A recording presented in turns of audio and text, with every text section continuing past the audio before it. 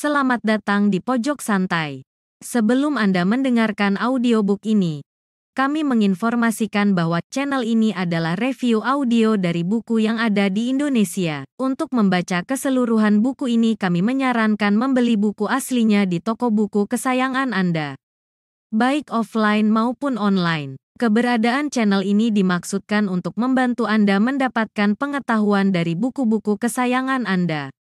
Jangan lupa untuk subscribe, like, dan komen. Selamat datang di Pojok Santai, channel khusus yang membahas komik dan novel dengan cara asik. Mapati Jayangkrono terkena racun dari Dewa Maling Baju Hitam. Bisakah dia bertahan? Yuk langsung saja disimak video berikut ini.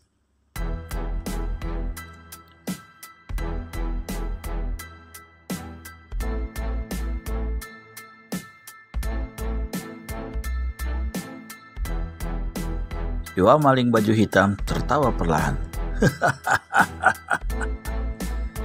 Jayangkrono, kalau aku tidak membunuhmu sekarang, bukan berarti aku memiliki belas kasihan terhadapmu. Racun jahat yang ada dalam tubuhmu akan membuat kau menderita batuk darah seumur hidup. Dirimu akan tersiksa, dan itu jauh lebih jahat daripada kematian. Kembali Dewa Maling tertawa perlahan. Kemudian dengan memboyong tombak Trisula, dia berkelebat cepat meninggalkan tempat itu. Kira-kira Dewa Maling sudah berlalu sejauh 100 tombak. Satu bayangan putih entah dari mana datangnya, tahu-tahu sudah berada di tempat itu. Melihat sosok tubuh Pati Jayangkrono yang terhampar di tanah, orang ini memaki. Aku terlambat. Orang berpakaian putih itu membungkuk di samping tubuh Jayangkrono.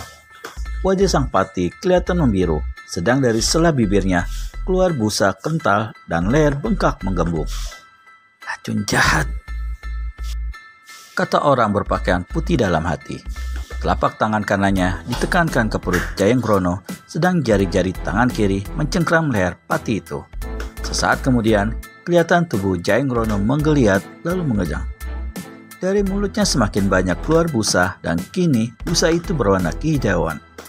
Kemudian terdengar perutnya mengkreok dan sang Pati muntah 2 kali berturut-turut.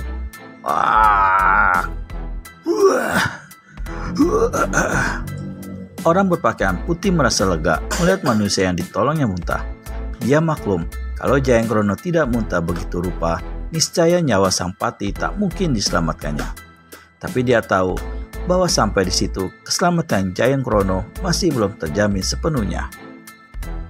Setelah mengalirkan hawa panas dan hawa dingin ke dalam aliran darah sang Pati, lalu diambilnya 2 butir obat dan dimasukkannya ke dalam mulut Pati itu.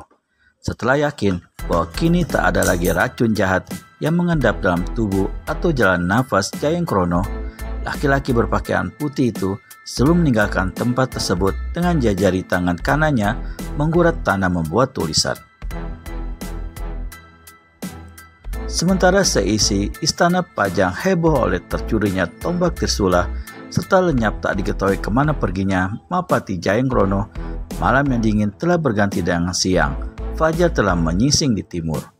Tubuh Mapati Jayangkrono yang selama beberapa jam terhantar di tanah kelihatan bergerak. Sepasang matanya membuka perlahan. Akhirnya, Pati ini siuman dan duduk menjelepok di tanah. Mula-mula, dia heran menyaksikan di mana dia berada saat itu. Namun bila dia ingat apa yang telah terjadi, barulah dia sadar. Dia memandang berkeliling dan pada waktu itulah pandangannya membentur pada barisan-barisan tulisan yang tertera di tanah di ujung kakinya.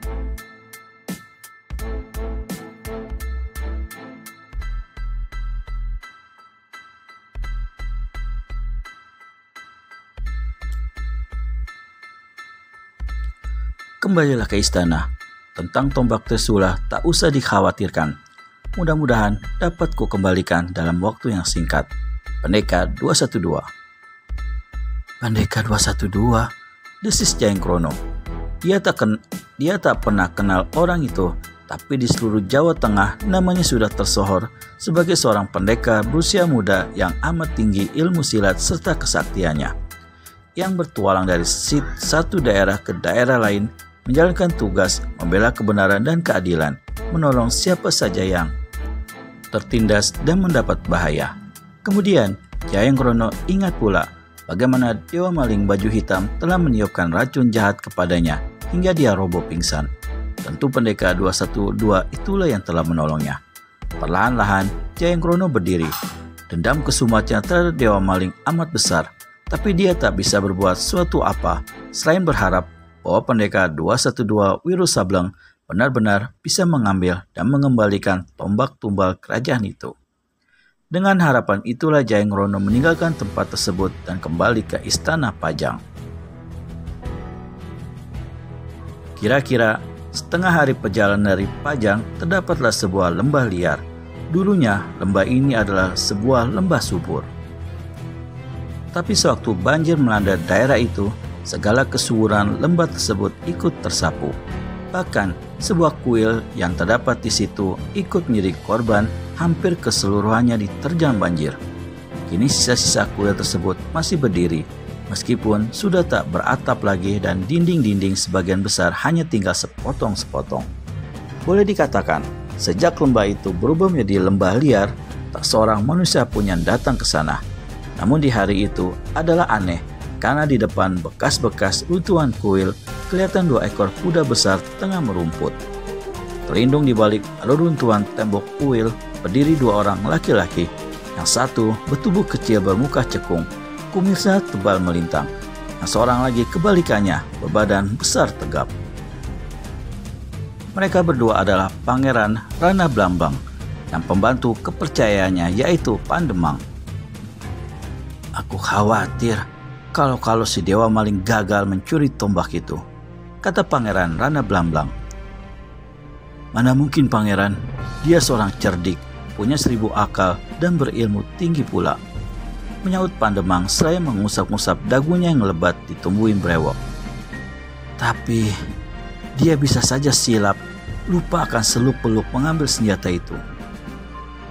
Percayalah pangeran, Dewa Maling pasti berhasil mengambil tombak Trisula. Kalau tidak, percuma dia mendapat julukan hebat begitu rupa. Untuk beberapa lamanya, Pangeran Rana Blambang tak berkata apa-apa, sampai pada akhirnya di tepi lembah dilihatnya satu titik hitam muncul mendatang dengan cepat. Ah, itu dia, kata Pangeran Rana Blambang gembira. Pandemang memandang ke arah yang ditunjuk. Titik hitam itu semakin dekat dan ternyata memang dia adalah Dewa Maling Baju Hitam yang telah menanggalkan pakaian hulu balangnya. Bagaimana? Berhasil? Pertanyaan itu cepat-cepat diajukan oleh Pangeran Rana Blambang pada Dewa Maling begitu Dewa Maling sampai di hadapannya. Beres pangeran, beres, jawab Dewa Maling dengan tertawa lebar. Gembiralah Pangeran Rana Blambang. Dia tertawa lebih lebar dari Dewa Maling, lalu menepuk-nepuk bau Dewa Maling dan bertanya, "Mana? Keluarkanlah, berikan padaku cepat." Dari balik pakaian hitamnya, Dewa Maling mengeluarkan senjata tumbal kerajaan itu dan menyerahkannya pada Pangeran Rana Blambang. Dari balik pakaian hitamnya, Dewa Maling mengeluarkan senjata tumbal kerajaan itu dan menyerahkannya pada Pangeran Rana Blambang. Setelah meneliti benda itu sebentar, lalu sang pangeran cepat-cepat menyimpannya di balik pakaiannya. "Mari Dewa Maling, kau bakal mendapat hadiah besar dariku," kata Pangeran Rana Blambang. Dia melangkah ke kudanya. Dari dalam sebuah kantong kulit yang tergantung dari binatang itu, dikeluarkannya 2 buah kantong kain. Yang ini berisi barang-barang perhiasan emas dan batu-batu permata. "Kantong yang satu ini berisi uang, terimalah." Dewa Maling cepat mengeluarkan tangan menyambut hadiah besar itu. Setelah menyimpan baik-baik 2 kantong tersebut, maka bertanyalah dia, "Bagaimana dengan janjimu hendak mengangkat aku jadi orang berpangkat di istana?" Rana Blambang tersenyum. "Haha, kau tak usah khawatir Dewa Maling. Segera takhta kerajaan sudah berada di tanganku. Pangkat apapun yang kau inginkan pasti kuberi. Sekarang rencana kita masih cukup panjang untuk diwujudkan. meski tombak Trisula sudah berada di tangan kita. Apalagi yang harus kita laksanakan, Pangeran? Bertanya Dewa Maling. Pertama-tama, kita harus menyiapkan Mapati Jayangrono. Dewa Maling tertawa gelak-gelak. Kenapa kau tertawa? Tanya Pangeran Rana Blamblang heran. Iya, kenapa Dewa Maling baju hitam tertawa? Temukan jawabannya di video selanjutnya hanya di channel Pojok Santai. Segera subscribe dan tekan tombol lonceng untuk mendapat notifikasi video terbaru dari kami. Terima kasih dan sampai bertemu kembali.